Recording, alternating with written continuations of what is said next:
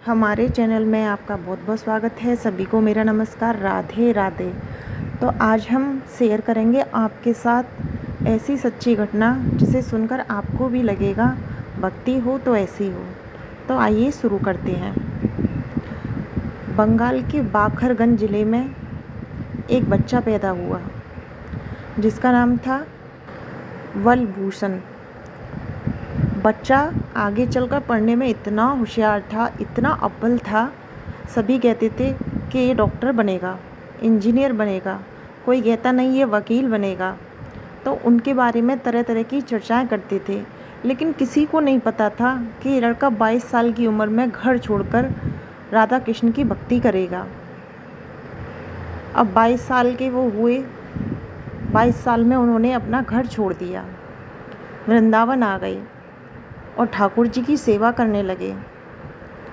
अब तो वो ठाकुर जी की इतनी अच्छी सेवा करें, सुबह शाम फूल लाते और ठाकुर जी को चढ़ाते।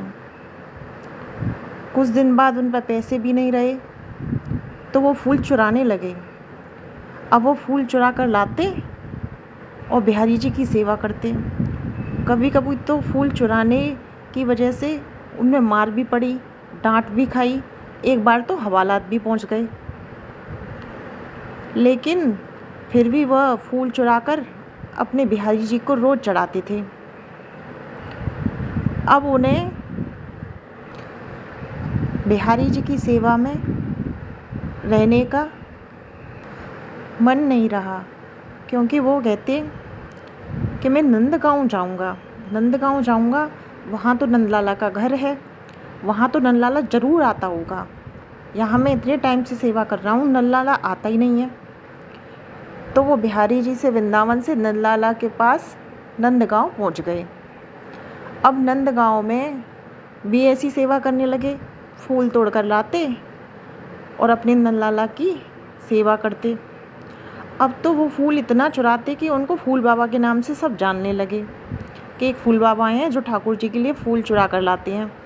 अब उन्होंने नंदलाला की बहुत सेवा की। अब बोले कि मेरे तो नंदलाला ने मुझे अब भी दर्शन नहीं दिए। अब वो बोले कि मैं अन्नप्राशन पर बैठूंगा, मैं ना कुछ खाऊंगा ना पीऊंगा जब तक मेरा नंदलाला मुझे दर्शन नहीं देगा।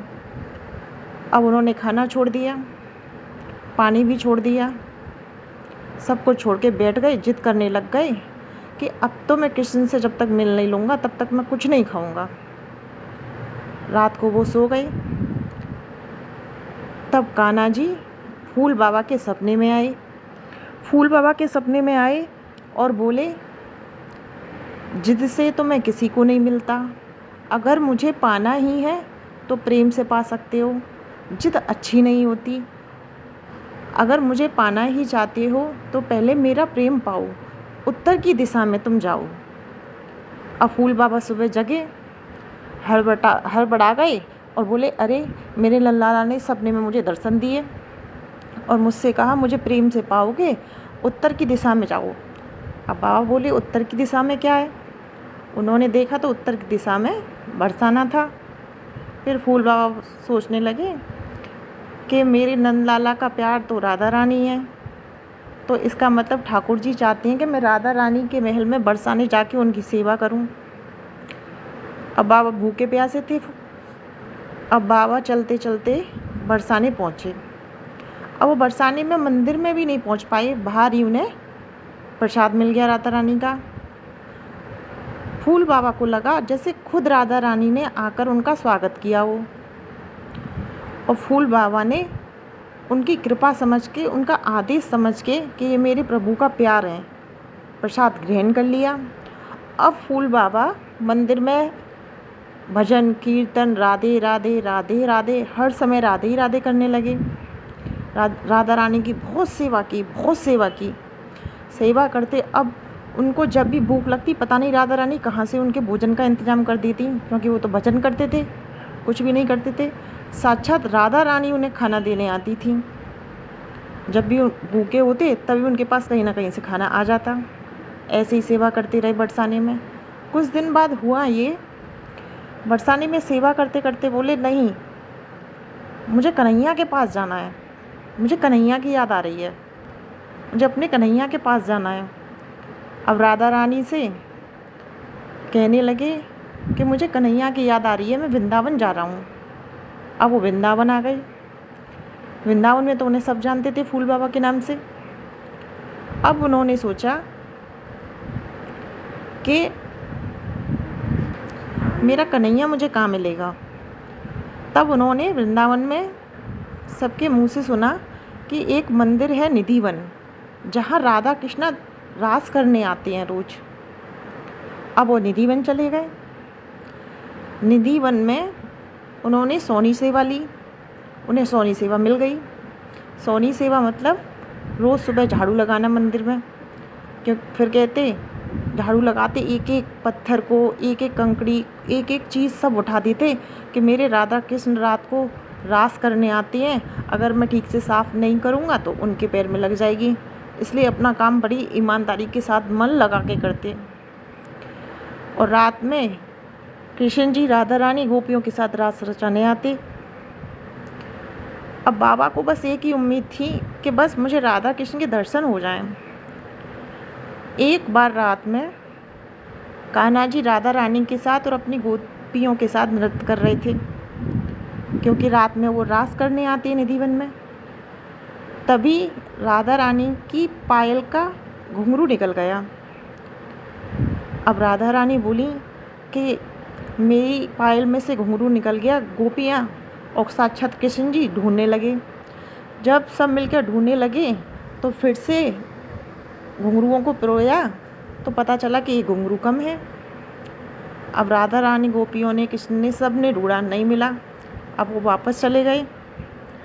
तब राधा रानी बोली अपनी सखियों से कि वहाँ पे मेरी एक सखी रहती है। फूल बाबा ने निधिवन में सखी के नाम से जानते थे, फूल बाबा सखी, फूल बाबा सखी। तो कहा जब मैं सखी बन जाऊंगा तभी राधा रानी मुझे दर्शन देंगी। अब अपनी सखियों को राधा रानी ने फूल बाबा के पास भेजा कि फूल बाबा की सोनी सेवा होती है, उनके पास जाओ, उनके पास मेरा घुंघरू होगा। अब राधा रानी की सखी आई, फूल बाबा से बोली कि श्यामा प्यारी का घुंघरू गिर गया है, तुम्हें मिला क्या? फूल बाबा बोले हाँ मुझे मिला, मेरे पास है, तो दे दो, श्यामा प्यारी ढूंढ नहीं है। अब फूल बाबा बोले मुझे क्या पता श्यामा प्यारी का है या श्याम का है, जिसका है मैं तो उसी को दूंगा, अपनी श्यामा प्यारी को बुला के लाओ। अब श्यामा प्यारी को ये बात सखियों ने बताई तो श्यामा प्यारी बोली फूल बाबा के बारे में कि नंद लाला के भक्त हैं तो नंद लाला जैसी ही हैं। तो राधा रानी निधिवन आई और फूल बाबा से बोली कि लाओ हमारा घुंघरू दो, हमारा घुंघरू ही है। अब फूल बाबा बोलते हैं मैं कैसे मानूं कि ये आपका घुंघरू है, आपका भी हो सकता है और श्याम का भी हो सकता है। तो राधा रानी कहती हैं ये घुंघरू मेरा ही है।